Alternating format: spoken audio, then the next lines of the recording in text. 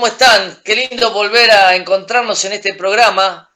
Hoy seguimos con un tema correlativo que es, queremos dar una gran luz a muchas personas que están confundidas por dónde se están congregando y saber si ese lugar es un lugar realmente sano para ellos, para su familia, si se pueden desarrollar en ese lugar, en esa iglesia. O si es una iglesia tóxica, o cómo elegir una iglesia. Todos estos temas queremos hoy ver si le podemos dar una vuelta de rosca y prender la luz para que cada uno pueda seleccionar, tener parámetros y ver características de dónde congregarnos, cuándo salir de esa congregación o no. En fin, todas estas preguntas que las vamos a inmediatamente resolver. Y ya comienzo con Jorge ahí de Pilar. Buenas noches, George. Quería preguntarte, ¿qué características se ven en una iglesia tóxica? ¿Qué podríamos decir respecto al tema?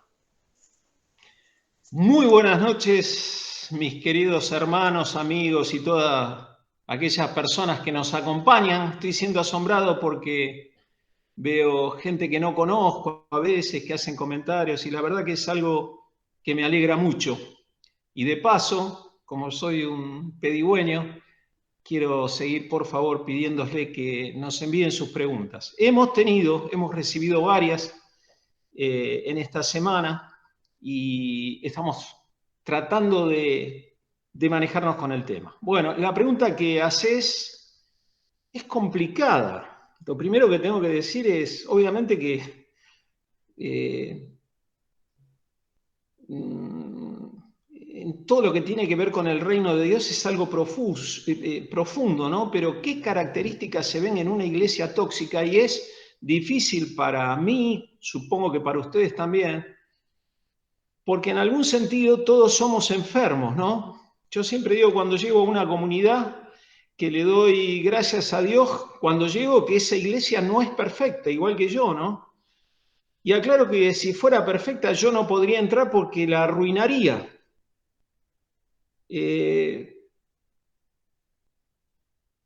La iglesia del Señor es un hospital y es un hospital lleno de enfermos.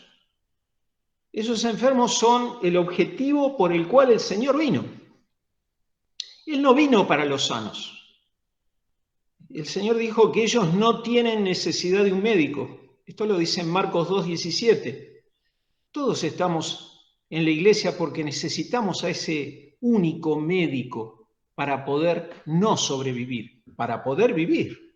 Es algo difícil de entender, ¿no? Cómo siendo enfermos y pecadores nosotros podamos tener una vida abundante. Bueno, para eso vino Jesús. Sé que hay dones en el cuerpo de Cristo y el discernimiento es uno de ellos. Sin embargo, lo que he notado a través de los años es que con la percepción solamente podemos equivocarnos. Lo que sí puedo decir es que entiendo que la transparencia y la verdad son elementales en la vida de todos los hijos de Dios. Obviamente, ¿no? Que hay muchos más requisitos bíblicos para los pastores y los diáconos, pero no quiero entrar en eso. Creo que la honestidad es algo primario para todos. Y por esa condición de enfermos o pecadores, prefiero ir a lo básico, ¿no? Para no meterme en territorio desconocido. Lo primero que quiero decir es que creo que los paracaidistas en el reino de Dios no existen, pero que los hay, ¿no? Como las brujas. ¿Qué sería un paracaidista? Y es alguien que cayó de arriba, que no sabes de dónde vino, no es conocido ni reconocido por el fruto, tampoco de quién lo envió. Es decir, es alguien que apareció, que lo enviaron desde otro lugar, que vos no conocés, que llegó. Entonces hay dos desconocidos. Primero, el enviador. Y en segundo lugar, el paracaidista. Esa es una situación muy peligrosa. Y repito, no queriendo ser autorreferencial porque no soy buen ejemplo de nada, aunque sí desde mi incapacidad muchas veces enseño lo que no se debe hacer, ¿no? En eso soy bueno, no hagas lo que yo hice, esto está mal. Entonces, bueno, en algún sentido sirve mi experiencia. Pero no puedo dejar de lado esa viga, ¿no?, que comentaba en mi ojo hace un rato, porque es parte de mi naturaleza. En estos 38 años estuve en 3 iglesias ejerciendo diferentes responsabilidades. Bueno, ustedes, la mayoría me conoce, algunos por sí, por estos 38 años, y otros nos hemos hecho amigos últimamente, ¿no? Y estoy en este hospital mientras espero ansiosamente el día de mi alta. Recorrí todos los pasillos, estuve en la guardia, en urgencias, en hemoterapia, en neonatología, en el quirófano, en terapia intensiva. Soy paciente, pero con experiencia en el terreno, ¿no? Vivo como residente y ejerzo mi profesión con credenciales. Las tengo, las tengo, es mi trayectoria. Pueden hablar de mí unos cuantos hermanos. Ahora, si bien el llamado es irrevocable, las iglesias son diferentes, y esto le comento muchas veces a mis hermanos, ¿no? No tienen por qué aceptar a ministros que no conocen. Es muy sano sentarse en el último banco y esperar que Dios te ponga donde quiera. Y es muy riesgoso a la vez cuando alguien que tiene dones, hablo de los paracaidistas, y talentos que encandila, ¿no?, cuando llega a una iglesia y no lo conoces, y tampoco conoces a la iglesia que lo envía, podés tragarte, como decía la vez pasada, un rinoceronte en cuotas, ¿no? Un pedacito por vez. Entonces tenemos 2 cosas que son importantes. Una, no conoces a la iglesia enviadora, por más que por algún tipo de taller, pero nunca un mano a mano con el enviador, no sabés qué fruto tiene, más que por ahí los likes que pueda tener en los mensajes de internet, ¿no? Más que like, no like. Otro fruto, otra evidencia de fruto no tenés. Y lo otro que no tenés es el fruto del pastor enviado. No se sabe por qué, porque nunca se acreditó. Ejemplo, ahora vamos a establecer una iglesia a 800 kilómetros de acá. Benjamín nos va a acompañar, vos nos vas a acompañar, Diego no sé porque Diego está estableciendo otra a más de 1000 kilómetros en Río Gallegos. Pero tanto sea esta de 800 kilómetros como la de San Miguel del Monte, como la de Río Gallegos, como la de Dani en el oeste, o la tuya en Padua, vos tenés una trayectoria, vos tenés un reconocimiento, todos tienen gente tangible que vos frente a cualquier problema te podés parar, preguntar, interesarte y puede haber un ida y vuelta.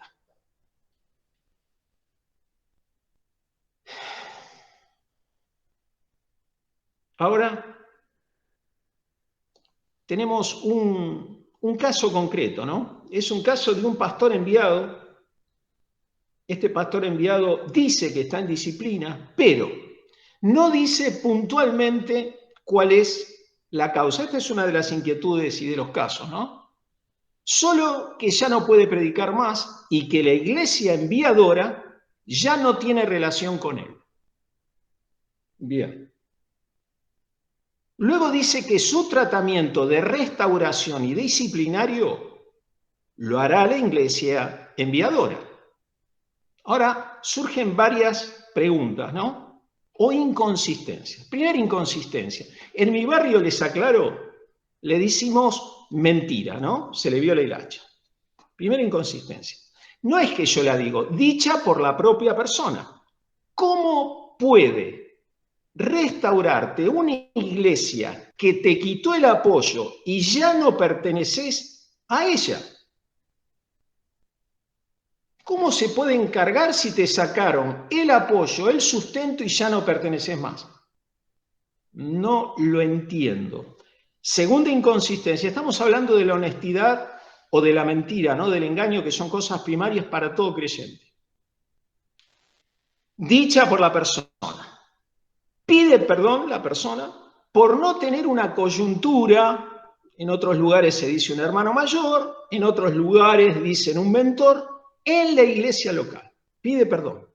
Pero luego de meses, ese pastor sigue sin tener a nadie como hermano mayor o como mentor. Es decir, pidió perdón, pero no hubo ningún cambio, ¿no? Que es la síntesis del arrepentimiento, es un cambio de actitud, si no, no hay arrepentimiento.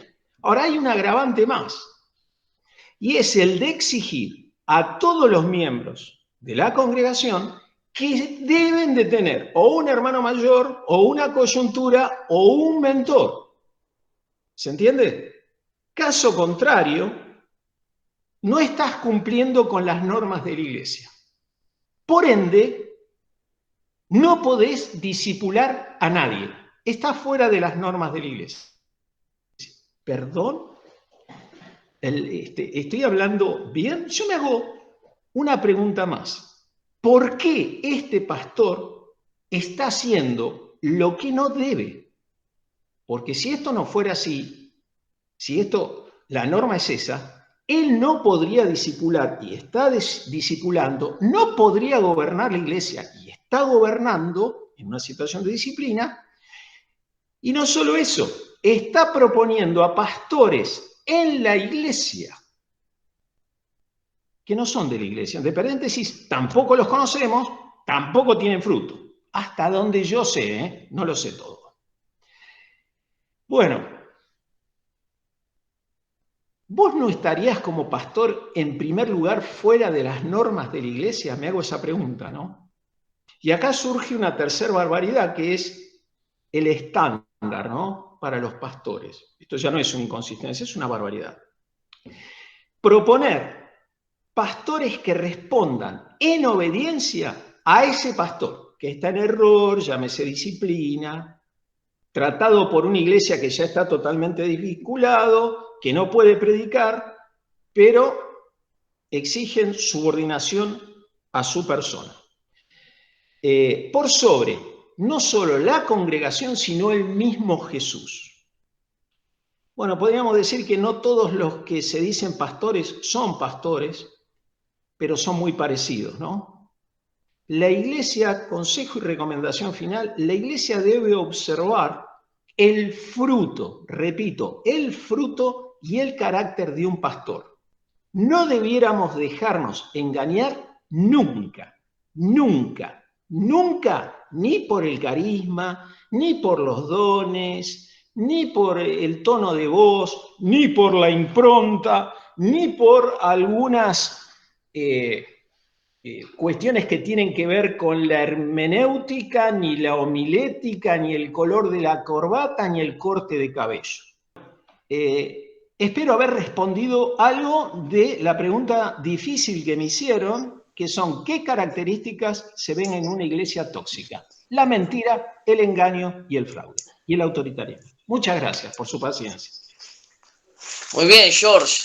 Muy bueno, porque también estuviste analizando una situación puntual de una iglesia particular y me parece interesante, muy bien, porque permite y abre los ojos a toda una cadena de errores que se van dando muchas veces, que uno se va sumando o se va sometiendo sin darse cuenta, pero en definitiva termina teniendo consecuencias tremendas sobre la congregación, la iglesia. Pero vos nombraste algunas cositas que me gustaron, ¿no? La mentira, el engaño, la deshonestidad, el autoritarismo. Son todas características que hay que mirar muy bien, porque podríamos definir cada una de ellas, pero uno se da cuenta cuando alguien no tiene el carácter de Cristo y es autoritario, no sabe consensuar, en fin, hay un montón de características que se pueden ver en una iglesia donde realmente tiene características tóxicas, ¿no? para identificarlas y estar atento a esta situación. Y me gustaría hacer otra pregunta más, ya para ir a Benjamín, así que lo saludo a Benjamín, también de Pilar. Al darnos cuenta de esta situación en la cual estamos, en una iglesia donde se ven estas características que nombraba Jorge, ¿qué pasos dar? ¿Qué tenemos que hacer, Benjamín? Bueno, ¿qué tal? Buenas noches. Un gusto, como siempre, estar integrando esta charla entre amigos. Bueno, primero aclarar, como decía Jorge en un rato, debemos tener en cuenta que todas y cada una de las iglesias locales son imperfectas. Eh, por la sencilla razón de que está conformada por pecadores, redimidos, perdonados, pero pecadores. Entonces, pero en una situación así, yo estaba pensando, porque es un tema bastante delicado, y, y me parece que lo primero que hay que hacer es acudir a, al Señor en oración. Lo primero que hay que hacer es orar. ¿Por qué? Lo primero al identificar esta situación es acudir al dueño de la iglesia, ¿no? A la persona de Cristo. Él es el dueño de la iglesia. Dice Mateo 16-18, cuando el Señor le habla, está hablando con Pedro, dice, y sobre esta piedra edificaré mi iglesia, ¿no? No está diciendo sus iglesias, no, nos dice mi iglesia. Entonces, la iglesia de Cristo. Eso no hay ninguna duda. Entonces, orar porque es lo primero que necesitamos hacer, porque necesitamos del Señor. Después, considero que hay que buscar consejo a otro hermano que sea maduro espiritualmente.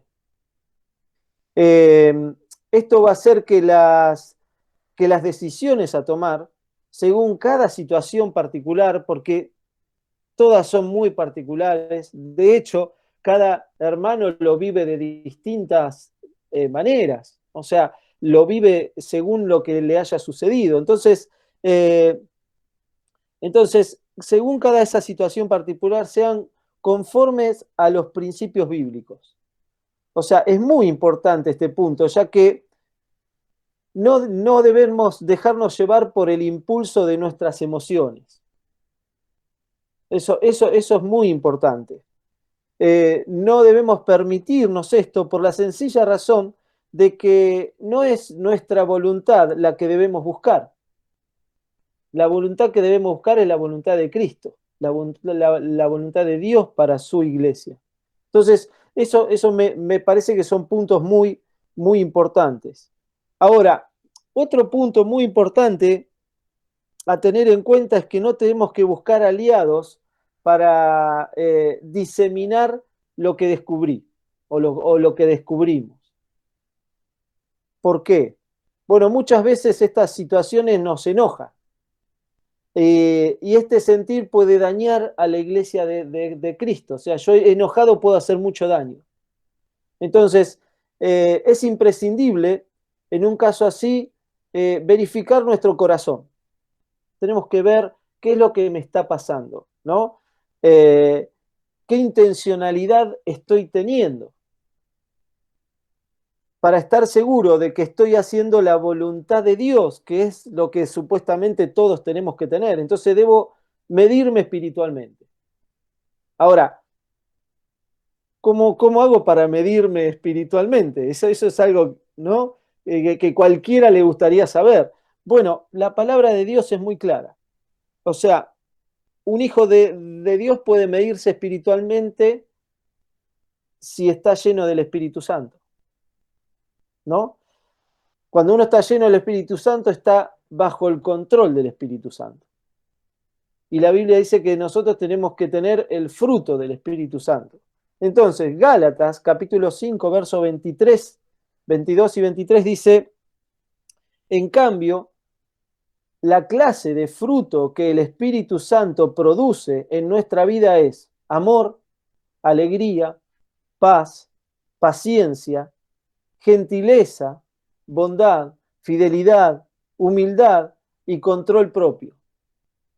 No existen leyes contra estas cosas. Entonces, me parece que es imprescindible cuando uno ve una situación así en su iglesia, primero, no dejar que sus emociones lo apabullen, sino que ir al Señor en oración, leer su palabra y estar buscando el consejo de un hermano que sea espiritualmente maduro.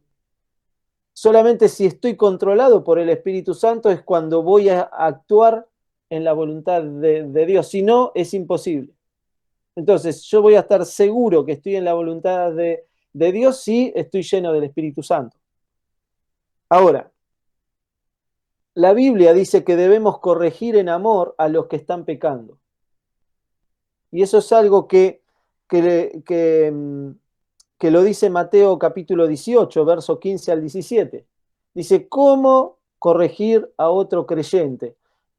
Y dice, si un creyente peca contra ti, háblale en privado y hazle ver su falta. Si te escucha y confiesa el pecado, has recuperado a esa persona. Pero si no te hace caso, toma a uno o dos más contigo y vuelve a hablarle, para que los 2 o 3 testigos puedan confirmar todo lo que digas. Si aún así la persona se niega a escuchar, lleva el caso ante la iglesia. Luego, si la persona no acepta la decisión de la iglesia, trata a esa persona como a un pagano o como un corrupto cobrador de impuestos. Es dura la palabra, ¿no? Pero lo que yo veo acá es la misericordia de Dios, que te da 3 instancias, ¿no? Para que la persona recapacite en cuanto a su vida. Pero, ¿qué hacer si al cumplir con estos pasos no hay cambios? Es más, por ahí hasta pueden culparte a vos por lo que estás diciendo. ¿Qué puede suceder? Entonces, yo leí un pasaje que me parece que viene muy bien para personas que por ahí están, o hermanos que están viviendo una situación así. Dice 1 Pedro capítulo 2, verso 20 al 23, y ya con eso quiero ir cerrando. Dice, es obvio que no hay mérito en ser paciente si a uno lo golpean por haber actuado mal.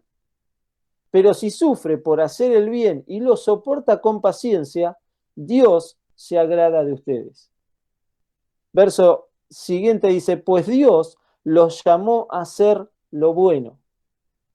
Aunque eso signifique que tengan que sufrir, tal como Cristo sufrió por ustedes. Él es su ejemplo. Y eso es importante, porque Él es nuestro ejemplo. Dice, y deben seguir sus pasos. Y fíjense lo que dicen los otros 2 versos, versos 22 y 23. Él nunca pecó y jamás engañó a nadie. Ese es el Señor. Eso no es, eso no nos, nosotros no podemos entrar ahí porque nosotros sí somos pecadores y cometemos errores. Pero el verso 23 dice que el Señor, y ahí es el ejemplo que nosotros tenemos que tomar. El Señor no respondía cuando lo insultaban, ni amenazaba con vengarse cuando sufría. Dejaba su causa en manos de Dios, quien siempre juzga con justicia. Entonces, me parece que la situación uno la tiene que manejar así, porque llega un punto donde vos, yo, hay un punto donde nosotros ya no podemos hacer nada más. Entonces le entregamos la causa al dueño. Señor, acá está. Vos sos ahora el que tenés que actuar. Entonces, de esa manera nosotros tenemos que estar con nuestro corazón eh, en paz, sabiendo que lo que queremos es el bienestar del cuerpo de Cristo y disfrutar de la iglesia como Él la diseñó. Entonces, así que al darnos cuenta de que estamos en una iglesia tóxica, estos son algunos pasos importantes a seguir. Y seguro debe haber otros más, pero no entra el tiempo para poder analizar los otros puntos que son muy, muy importantes. Así que gracias por el tiempo. Gracias, Benjamín. No, quedó claro que el primer paso es la oración, bien lo dijiste vos, buscar en la guía del Señor a través del Espíritu Santo, que nuestra motivación no sea la equivocada, sino que tengamos una motivación de amor y de restauración sanadora sobre la situación que se vive en la iglesia, la crisis, ¿correcto? Estos son parámetros que nos van a indicar que nosotros estamos haciendo lo correcto. Ahora, si nosotros estamos maltratando a alguien o tomando venganza, obviamente que eso no viene de parte del Señor. Nosotros estaríamos desubicados en esa situación.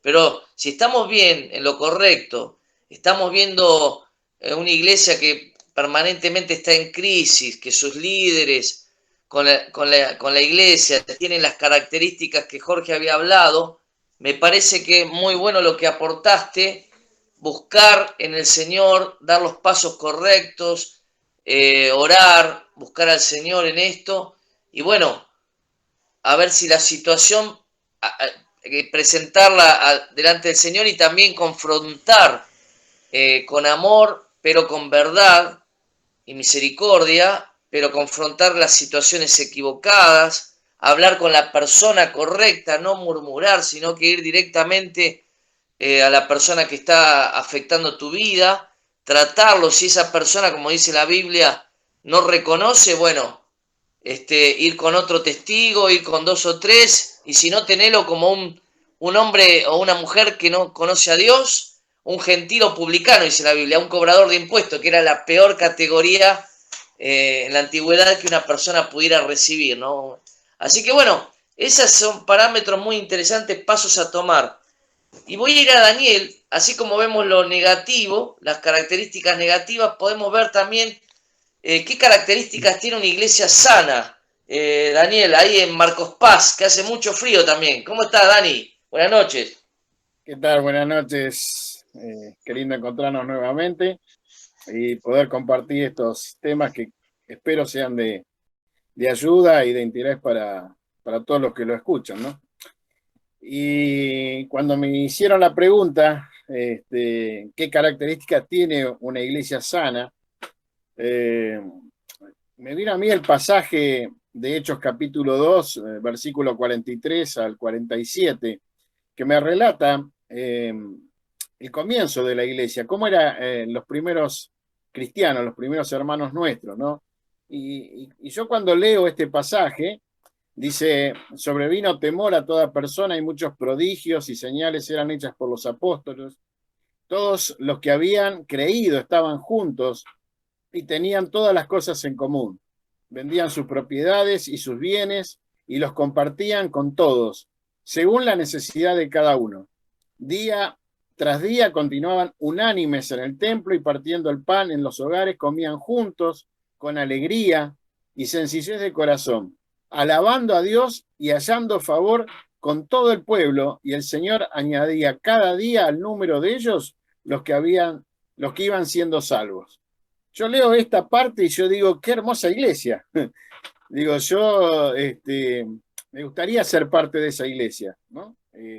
Que sucedan todas estas cosas. Podemos analizar estos pasajes y encontramos muchos tips importantes dentro de la iglesia, que serían el temor, había señales, había milagros, tenían las cosas en común, no había necesidades entre los hermanos, compartían las cosas, estaban juntos, participaban del pan, de la comida, estaban juntos, dice, con alegría y sencillez de corazón, ¿no? Había sinceridad, dice, y alabando a Dios, estaban alegres. Y esa alegría no solamente se transmitía dentro de las personas que estaban en la iglesia, sino que evidentemente esa alegría se manifestaba aún con las personas de afuera de la iglesia, porque dice, hallando el favor con todo el pueblo, y el Señor añadía cada día al número de ellos los que iban siendo salvos. Y saben, una vez me vino, ahora leyendo este pasaje, el ejemplo que había escuchado una vez de un pastor en una prédica y que me gustó mucho y creo que más o menos es mi pensamiento, ¿no? No sé si todos coincidirán, pero dice que nos imaginamos que nosotros estamos en una iglesia que sería un redil, un lugar donde están todas las ovejas. Si dentro de ese redil encontramos a las ovejas que están contentas, están bien alimentadas, tienen pastos verdes, están entre sí, no están peleándose y todo lo demás. Seguramente hay ovejas que están afuera del redil, ¿no es cierto? Los cuales nos enseña la palabra de Dios que también el pastor va a buscar esas ovejas. Pero si de alguna manera nos ilustramos un poquito, las ovejas que están fuera, sin pastor, sin cuidado, tratando de conseguir el alimento, pasando tal vez necesidades, situaciones difíciles, ven a las ovejas que están dentro del redil, que están contentas, felices, que tienen comida, van a querer entrar dentro del redil. ¿Qué quiero de alguna manera ejemplificar con esto? Que si nosotros estamos bien, como encontramos en este relato del comienzo de la iglesia, la gente que está fuera de la iglesia, y no solamente personas que han salido por distintos motivos de la iglesia, sino personas que no conocen tal vez a Dios, vean dentro de esa iglesia que la iglesia es una familia, integrarse, participar a esa iglesia. Ser parte de ella. ¿Por qué? Porque dice, qué hermosa familia, qué hermoso lugar, yo quiero ser parte de ello. Y para eso tenemos que trabajar todos. Yo puse algunas de las características, ¿no es cierto?, que podemos encontrar dentro de la iglesia. Ahora, yo también me imaginaba un poquito que cuando uno tiene que decidir por una iglesia, no es una decisión que se tome así a la ligera. Uno se imagina que va a estar en una iglesia por siempre. No es que voy a estar probando diferentes iglesias. Y yo de alguna manera lo trasladaba a cuando yo era soltero y tenía que formar mi familia. ¿Con quién la iba a formar? ¿Cómo sería la persona, la mujer con la cual yo quisiera pasar todo el tiempo de mi vida o todo el tiempo que el Señor me regale? Entonces, de alguna manera, hice una listita personal, ¿no es cierto? Y me imaginaba primero que esa persona, esa chica, ¿no es cierto?, amara al Señor. Creo que para mí era lo más importante en esa lista, ¿no? Que amara al Señor. Después puse mis preferencias personales, ¿no? Que sea una persona dulce, amable, que tenga buenos sentimientos, que sea inteligente también. Me gustaba que sea una mujer que sea inteligente. Empecé a observar también cómo se manejaba con sus padres, si era una persona respetuosa a los padres, si tenía hermanos, en ejemplo, cómo se llevaba con los hermanos. En fin, una lista. Me ayudó mucho poder tener por lo menos una orientación y gracias a Dios pude conseguir y encontrar esa persona, ¿no?, que hoy es mi esposa. Si lo traslado también a una iglesia y tengo que tomar la decisión, en el caso mío yo ya nací dentro de la iglesia, de una congregación, podríamos decir, pero como toda congregación tenía muchas falencias, había muchas cosas que trabajar, que mejorar, y en algunas pude colaborar, en otras sinceramente no pude hacerlo. Es más, como toda persona y como dijo al principio George, a veces nosotros cometemos muchos errores y no ayudamos, pero sí pensar y decir, bueno, yo quiero este tipo de iglesia y voy a trabajar para que se logre, que pueda haber un ambiente de paz, de alegría y de amistad. Y es bueno tener en cuenta que aquellas personas que nos están liderando sean personas que nos escuchen, con las cuales nosotros podemos dialogar, hablar, que no haya autoritarismo, que cada uno pueda ejercer sus dones, lo que el Señor nos haya dado, que las estructuras, porque toda iglesia tiene estructuras, sean funcionales, o sea, que no sea más importante la estructura que las personas, sino que todo eso se pueda ir cambiando, que haya células integrales donde la gente, y el propósito de las células es también integrar a personas que sería difícil que se acerquen a una iglesia, porque a veces la palabra iglesia le asusta a muchas personas, pero por ahí en una casa de familia es más fácil acercarse, ¿no? Y relaciones afectivas también, puse algunos de los ítems, ¿no es cierto? Que yo pueda sentirme bien con los hermanos, pasar tiempo con ellos. Y para ir cerrando un poquito, ¿no? El tema, ¿no? Yo puse un poquito la visión de nuestra iglesia, de nuestra congregación, donde nosotros hoy estamos, y que estamos trabajando por esto, y de alguna manera lo estamos logrando, con errores, con aciertos, pero eso por lo menos es la visión. Y la visión dice que somos una comunidad de adoradores que testificamos de la obra redentora de Cristo, que creemos y nos examinamos frente a la palabra de Dios y servimos incondicionalmente a nuestro prójimo. ¿Y cuál es nuestra misión? Extender el reino de Dios por medio de una iglesia celular. Nuestro compromiso, exaltar a Cristo como nuestro Señor y Salvador y ser una comunidad perdonadora, sanadora, restauradora y misionera. Compartir con alegría y buscar la excelencia en todo. Predicar su palabra, única fuente de autoridad de vida y conducta para el hombre. De alguna manera esto resume cuál es nuestra misión, cuál es nuestra visión y misión y cuál es nuestro compromiso. Y cada uno de nosotros tenemos que ser parte de esto para lograr la iglesia, porque la iglesia no la forma una o dos personas, sino la formamos todos. Y por supuesto, los que están liderando son los que mayor responsabilidad tienen.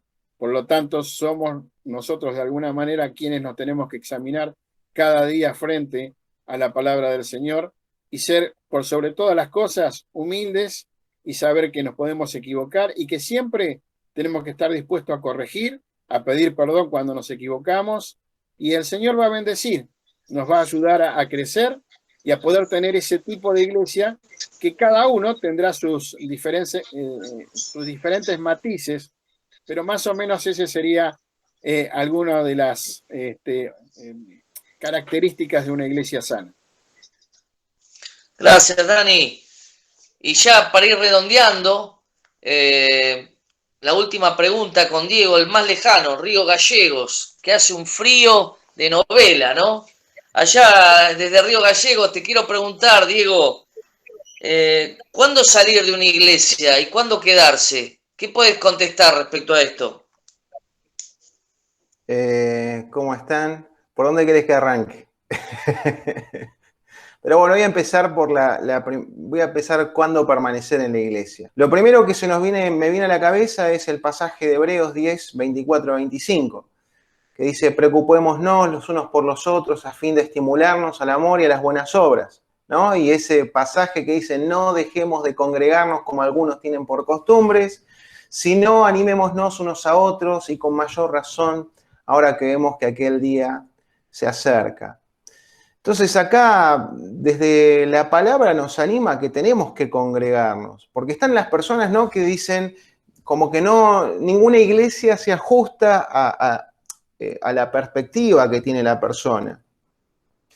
Entonces, la Biblia, Dios nos anima, la palabra de Dios nos anima a que podamos congregarnos. Es importante congregarnos, es fundamental. Es el lugar donde nosotros vamos a ser animados y animar, ¿no?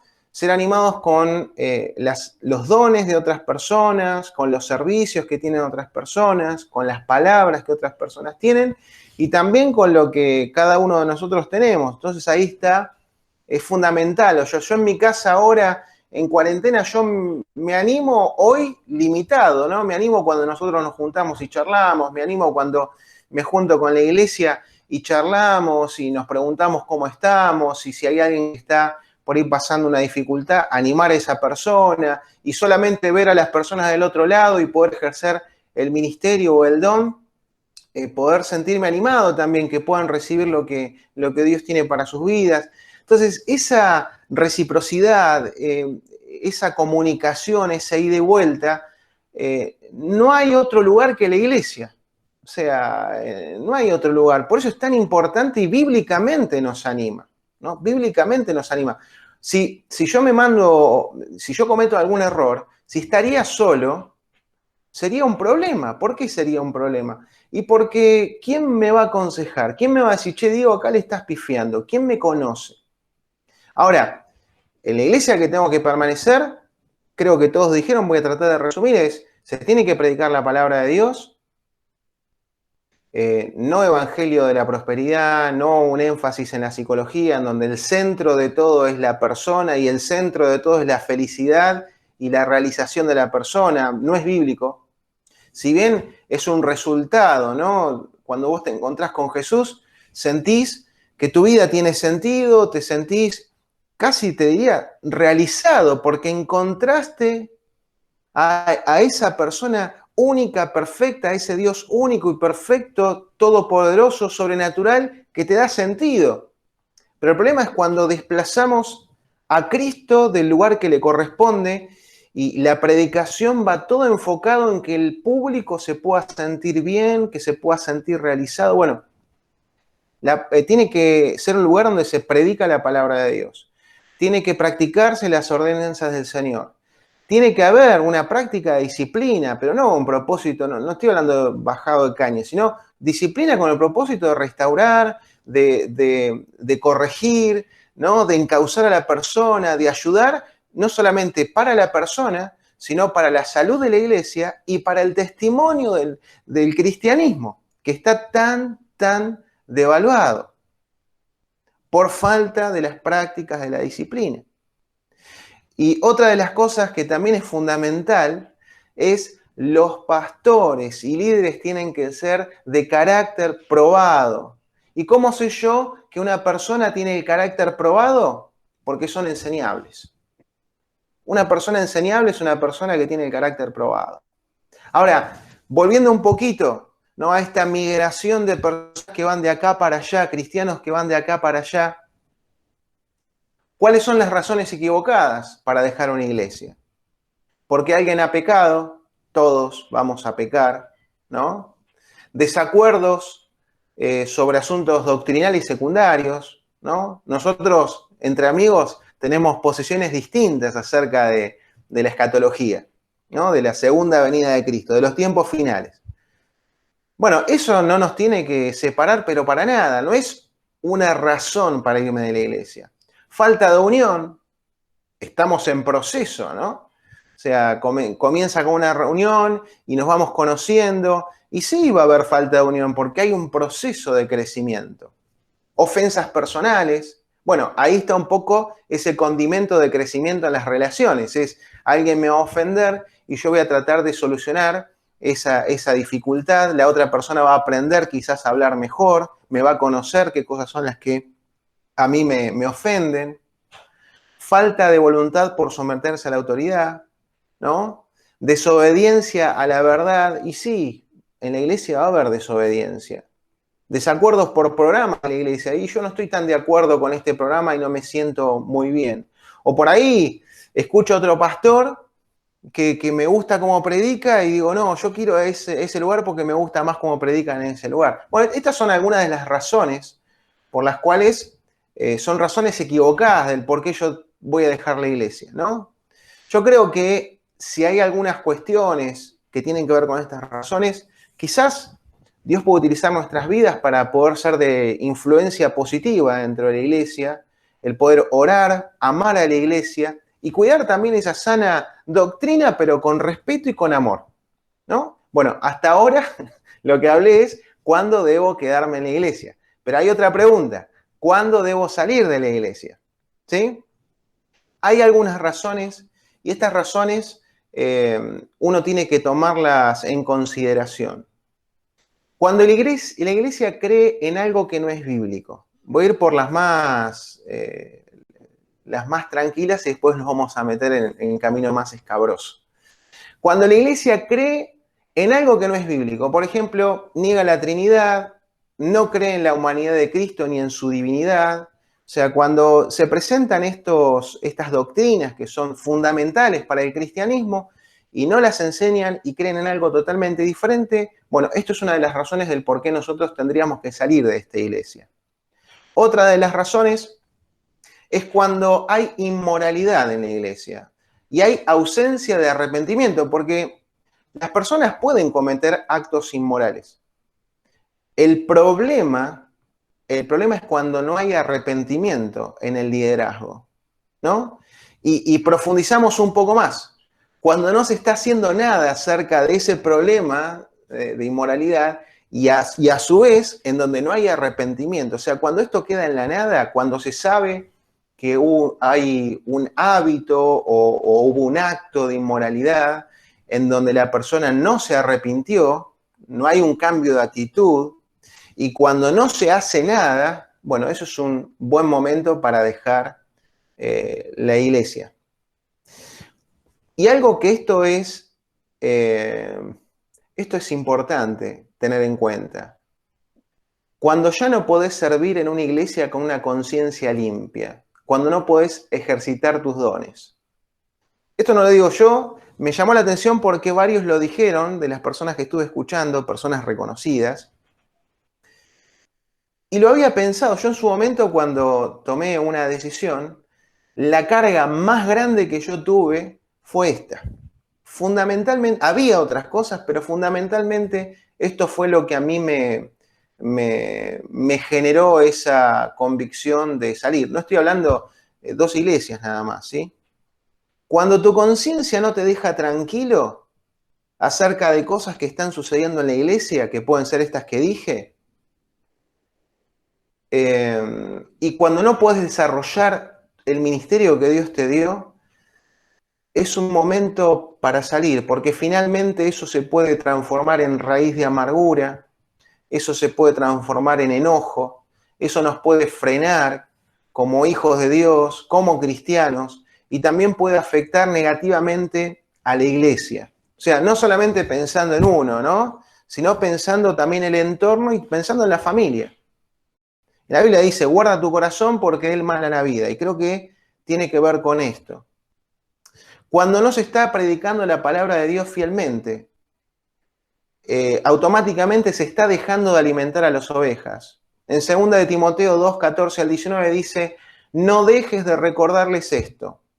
Adviérteles delante de Dios que eviten las discusiones inútiles, pues no sirven nada más que para destruir a las oyentes. Esfuérzate por presentarte a Dios aprobado como obrero que no tiene de qué avergonzarse y que interpreta rectamente la palabra de verdad.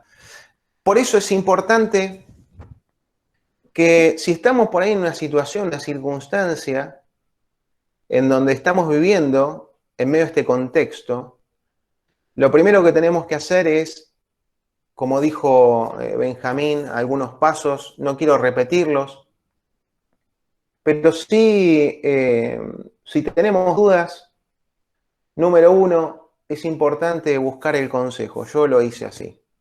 Orar por sobre todas las cosas, buscar el consejo de Dios, buscar el consejo de la palabra de Dios, buscar de una persona espiritual, con sabiduría, que no esté en medio de la discordia, totalmente ajeno a esa comunidad, para que pueda darte un buen consejo lo más objetivo posible, ¿no? Después también ser paciente.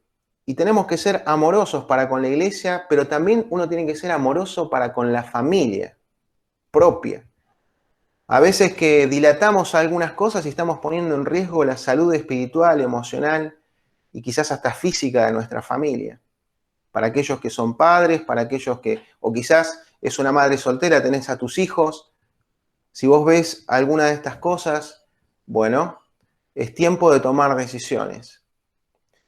por sobre todas las cosas, uno tiene que salir del lugar de una manera pacífica, porque no estamos acá ni para juzgar, ni para dividir, al revés, estamos para contribuir, estamos para colaborar, estamos para que la iglesia de Dios pueda ser saludable, estamos para aportar. Entonces, es importante también, y esto para mí me ayudó mucho. ¿Por qué? Porque hay veces que la decisión o la mejor decisión es para no generar un problema en las otras personas, ¿no? Más allá de la vida propia, la vida familiar, sino en otras personas.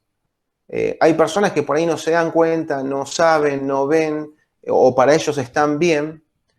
Muy bien, que se encargue el Señor, ¿no? Dejar toda esta carga en manos del Señor, pero Dios sí nos ha dado una responsabilidad y tiene que ser con nuestras vidas espirituales, con nuestras decisiones, con nuestra familia, y tenemos que tomar la mejor decisión. Pero es importante no olvidarnos, ¿no? Hebreos 10, 24, 25, que dice que tenemos que congregarnos, ¿no? No dejemos de congregarnos como algunos tienen por costumbre. Si estás en un periodo de transición, ora al Señor, busca urgente una iglesia, y si quizás estás por tomar una decisión en donde las razones no son las adecuadas, las válidas, ora al Señor para que el Señor trabaje en tu corazón y te quedes donde Dios te puso.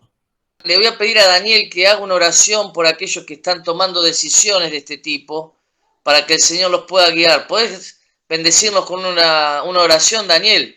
Bueno, cómo no.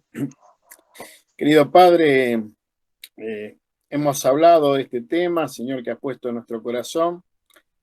Seguramente hay muchas personas, hermanos nuestros también, que están atravesando crisis en sus iglesias personales, familiares, y posiblemente tal vez esta palabra que hayamos compartido les sea de ayuda, de orientación. Te rogamos que tu Espíritu Santo, Señor, les dé sabiduría, discernimiento a cada uno de ellos, de mis hermanos, para saber cuál es la actitud correcta, para poder tener bien en claro cuál es tu voluntad sobre todas las cosas, no nuestros sentimientos, no lo que nosotros sentimos, porque tu palabra nos dice que es engañoso nuestro corazón muchas veces, y hay veces, Señor, en que tú quieres que nos quedemos en algún lugar para trabajar nuestra vida, nuestro carácter, como así también en algunas otras ocasiones tú nos estás mostrando, Señor, que tal vez que tenemos que salir de ese lugar porque no nos hace bien a nosotros,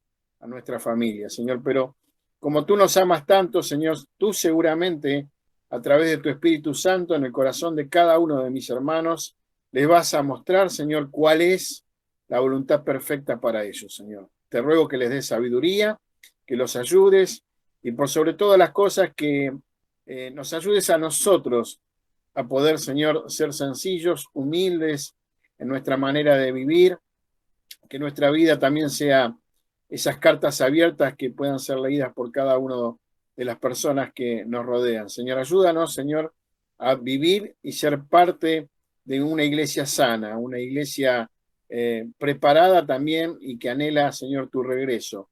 Tú vienes pronto, Señor, ayúdanos a que estemos preparados cada uno de nosotros. Te lo pedimos todo esto y lo dejamos en el precioso nombre de Jesús. Amén. Amén. Gracias, Daniel. Dios les bendiga, muchachos. Y a la gente que nos ve, gracias por estar ahí. Bendiciones.